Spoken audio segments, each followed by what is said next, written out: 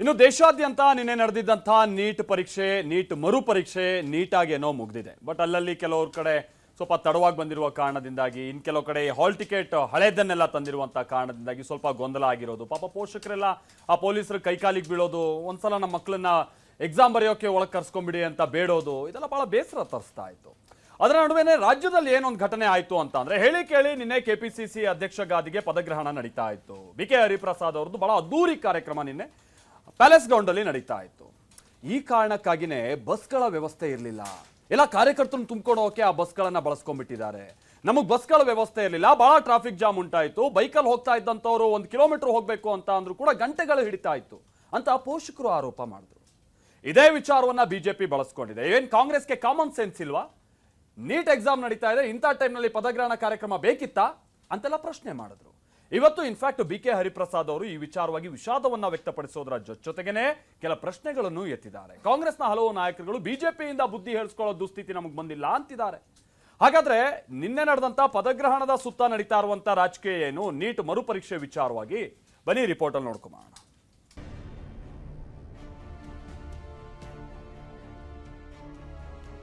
ಹನ್ನೆರಡು ಗಂಟೆಗೆ ಹೆಬ್ಬಾಳ ಹತ್ತಿರ ಸರ್, ಒಂದು ಬೈಕು ಪಾಸ್ ಆಗಲ್ಲ, ಅಷ್ಟು ಜಾಮ್ ಆಗಿದೆ. ಅಟ್ಲೀಸ್ಟ್ ಸ್ಟೂಡೆಂಟ್ಸ್ಗೆ ಏನಾದರೂ ಒಂದು ದಾರಿ ಏನಾದರೂ ಮಾಡಬೇಕು.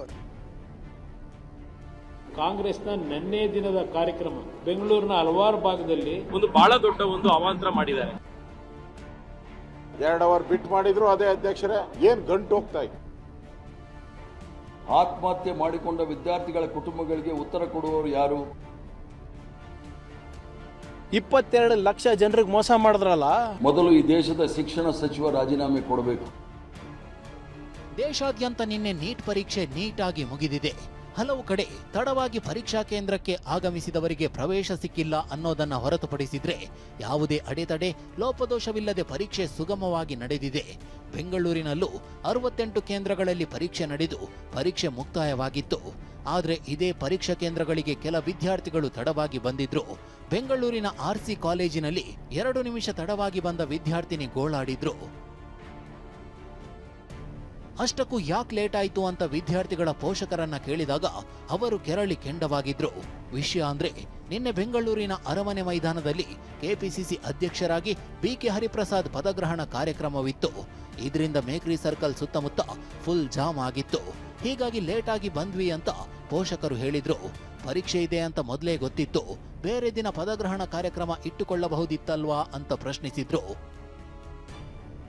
ಏನು ಮಾಡೋಕ್ಕಾಗಲ್ಲ, ಟ್ರಾಫಿಕ್ ಜಾಮು.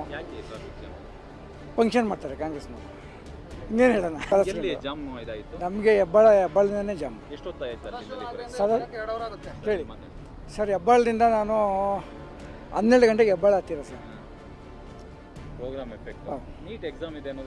ಒಂದು ಬೈಕು ಪಾಸ್ ಆಗಲ್ಲ, ಅಷ್ಟು ಜಾಮ್ ಆಗಿದೆ. ನೀಟ್ ಅಂತ ಇವ್ರು ಗೊತ್ತಿದ್ರು ಇವರು ಫಂಕ್ಷನ್ ಮಾಡ್ತಾ ಇದ್ದಾರೆ ಅಂದರೆ ರಾಜಕೀಯ ಅವ್ರನ್ನ ಏನು ಹೇಳ್ಬೇಕು, ಇವ್ರು ಹಾಲ್ ಆಗ್ಬೇಕಂತ ಏನೋ ಇವ್ರಿಗೆ ಇಂಟೆನ್ಷನ್ ಇದ್ದಂಗೆ ಇದೆ. ಅಟ್ಲೀಸ್ಟ್ ಸ್ಟೂಡೆಂಟ್ಸ್ಗೆ ಏನಾದರೂ ಒಂದು ದಾರಿ ಏನಾದರೂ ಮಾಡಬೇಕು. ಈಗ ಫುಲ್ಲು ಸದಾಶಿವನಗರಿಂದ ಅಪ್ ಟು ಪ್ಯಾಲೇಸ್ ಗ್ರೌಂಡು ಒಂದು ಹೆಜ್ಜೆ ಮುಂದೆ ಇಕ್ಕೋಕ್ಕಾಗಲ್ಲ.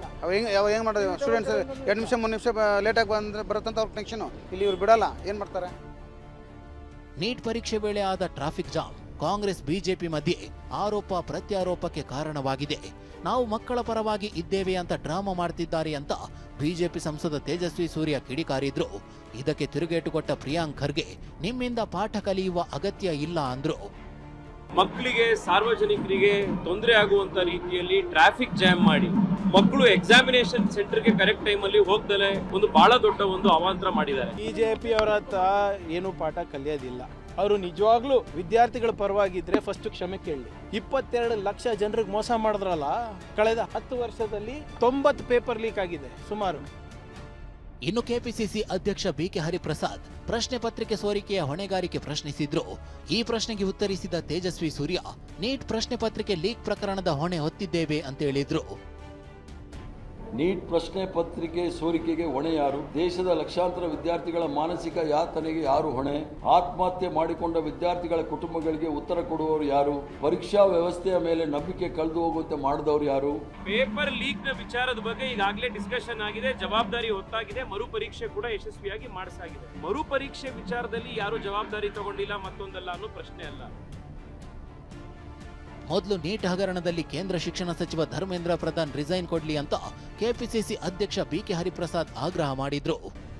ಹೋದ ಬಾರಿ ಸುಮಾರು 12ಕ್ಕೂ ಹೆಚ್ಚು ಜನ ಆತ್ಮಹತ್ಯೆ ಮಾಡಿಕೊಂಡ್ರು. ದೇಶದ ಸರೆಂಡರ್ ಮೋದಿ ಆಗಲಿ ಅಥವಾ ಶಿಕ್ಷಣ ಸಚಿವರಾಗಿರ್ತಕ್ಕಂಥ ಧರ್ಮೇಂದ್ರ ಪ್ರಧಾನ್ ಅವರಾಗಲಿ ಯಾವುದಾದ್ರೂ ಒಂದೇ ಒಂದು ಆ ವಿಚಾರದಲ್ಲಿ ವಿಷಾದವಾದರೂ ವ್ಯಕ್ತಪಡಿಸಿದ್ದಾರೆ ಅನ್ನೋದು ನಾನು ಕೇಳಲಿಕ್ಕೆ ಇಚ್ಛೆ ಪಡ್ತೇನೆ. ವಿದ್ಯಾರ್ಥಿಗಳ ಭವಿಷ್ಯ ಹಾಳು ಮಾಡಿದವರ ಬಾಯಲ್ಲಿ ನೈತಿಕತೆ ಮಾತುಗಳು ಶೋಭಿಸುವುದಿಲ್ಲ. ಮೊದಲು ಈ ದೇಶದ ಶಿಕ್ಷಣ ಸಚಿವ ರಾಜೀನಾಮೆ ಕೊಡಬೇಕು. ತೊಂದರೆ ಆಗಿದ್ರೆ ವಿಷಾದ ವ್ಯಕ್ತಪಡಿಸ್ತೀನಿ ಅಂತ ಕೆಪಿಸಿಸಿ ಅಧ್ಯಕ್ಷ ಬಿಕೆ ಹರಿಪ್ರಸಾದ್ ಹೇಳಿದ್ರು. ಅವ್ರಿಗೇನಾದರೂ ತೊಂದರೆ ಆಗಿ ಪರೀಕ್ಷೆಯಲ್ಲಿ ಅವ್ರು ಹಾಜರಾಗಲಿಲ್ಲ ಅನ್ನೋದಿದ್ರೆ ನಾನು ಬಹಳ ಆಳವಾಗಿ ಅದನ್ನು ವಿಷಾದ ವ್ಯಕ್ತಪಡಿಸ್ತೇನೆ. ಕಾಂಗ್ರೆಸ್ ಕಾರ್ಯಕ್ರಮ ಮುಂದೂಡಿದ್ರೆ ಗಂಟು ಏನು ಹೋಗ್ತಿತ್ತು ಅಂತ ಜೆಡಿಎಸ್ ಬಿಜೆಪಿ ಪ್ರಶ್ನೆ ಮಾಡಿದೆ. ಅದಕ್ಕೆ ಬಹುಶಃ ಕಾರಣ ಕಾಂಗ್ರೆಸ್ನ ನಿನ್ನೆ ದಿನದ ಕಾರ್ಯಕ್ರಮ. ಬೆಂಗಳೂರಿನ ಹಲವಾರು ಭಾಗದಲ್ಲಿ ವಾಹನದ ದಟ್ಟಣೆ ಆಗಲಿಕ್ಕೆ ಅವರ ಕಾರ್ಯಕ್ರಮದ ಹಿನ್ನೆಲೆ ಒಳಗೆ ಕೆಲವು ಸಮಸ್ಯೆಗಳನ್ನು ವಿದ್ಯಾರ್ಥಿಗಳನ್ನು ಎದುರಿಸಿದ್ದಾರೆ. ಪಾಪ ಅವ್ರ ಜೀವನಕ್ಕೆ ಹಾಳಾಗಿದೆ, ಜೀವನ ಎಕ್ಸಾಮ್ ಬರೀಲಿಕ್ಕಾಗಿದೆ. ನಿನ್ನೆ ಕಾರ್ಯಕ್ರಮವನ್ನ ಒಂದು 2 ಗಂಟೆ 3 ಗಂಟೆ ಮುಂದೆ ಹಾಕೊಂಡಿದ್ರೆ ಏನ್ ಗಂಟು ಹೋಗ್ತಾ ಇತ್ತು? ಏನಾನ ಹೊಸತನ ಇದೆಯಾ? ಅಧ್ಯಕ್ಷರಾಗಿ ಘೋಷಣೆ ಆಗಿದ್ದಾರೆ ಅವರು. 2 ಅವರ್ ಬಿಟ್ ಮಾಡಿದ್ರು ಅದೇ ಅಧ್ಯಕ್ಷರೇ, ಮುಂಚೆ ಮಾಡಿದ್ರು ಅದೇ ಅಧ್ಯಕ್ಷರೇ. ಕೆಪಿಸಿಸಿ ಕಾರ್ಯಕ್ರಮದ ಸುತ್ತ ರಾಜಕೀಯ ಆಟ ಶುರುವಾಗಿದೆ. ಕಾಂಗ್ರೆಸ್ ಸಮಾರಂಭದಿಂದಲೇ ವಿದ್ಯಾರ್ಥಿಗಳಿಗೆ ಸಮಸ್ಯೆ ಅಂತ ದೋಸ್ತಿ ಹೇಳ್ತಿದ್ದಾರೆ. ಆದರೆ ನೀಟ್ ಅಕ್ರಮ ಮುಚ್ಚಿಕೊಳ್ಳಲು ಇದೊಂದು ತಂತ್ರ ಅಂತ ಕೈಪಡೆ ತಿರುಗುಬಾಣ ಬಿಡ್ತಿದೆ. Bureau report, TV9.